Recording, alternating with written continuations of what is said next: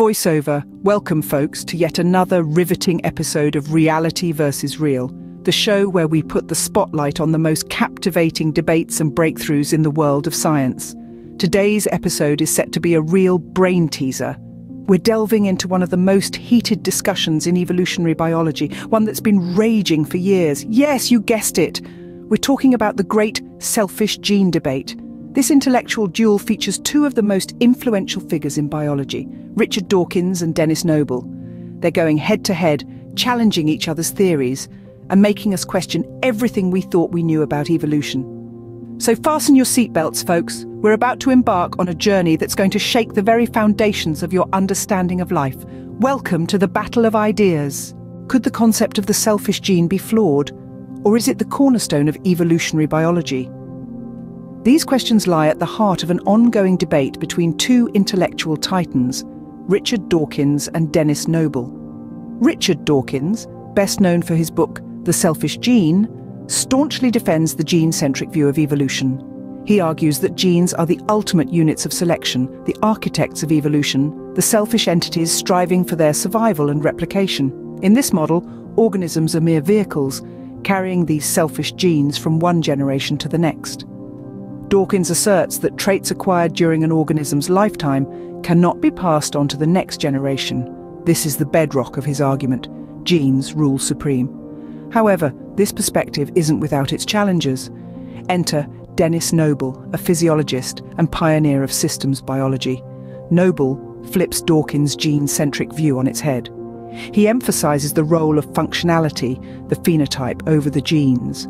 Noble suggests that genes are tools used by the system, not the puppet masters pulling the strings. He boldly proposes that characteristics acquired during an organism's life can indeed be passed on to the next generation, challenging the conventional wisdom of genetic inheritance. Let's delve deeper into this intellectual duel by examining the evidence each side presents. Dawkins's argument is grounded in decades of genetic research.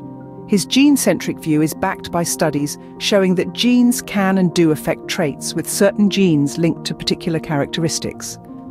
For instance, the gene SRY is known to trigger male development in mammals, illustrating the power of a single gene.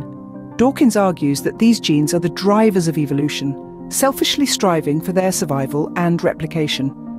On the other hand, Noble's systems biology perspective is gaining traction, especially in light of recent findings in the field of epigenetics. Epigenetics studies changes in organisms caused by modification of gene expression, not alteration of the genetic code itself.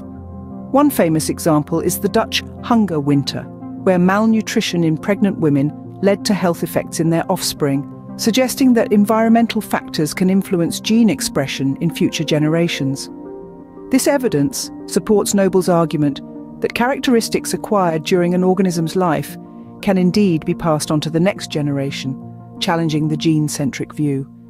It's a thrilling scientific tug-of-war, a clash of ideas that is reshaping our understanding of evolution as we know it. So who's right? The implications of this debate are far-reaching, shaking the very foundations of evolutionary biology. If Dawkins' perspective prevails, the gene-centric view will continue to dominate. Evolution will be seen as a play directed by genes, with organisms as mere actors following their scripts. But if Noble's view gains ground, it could herald a paradigm shift.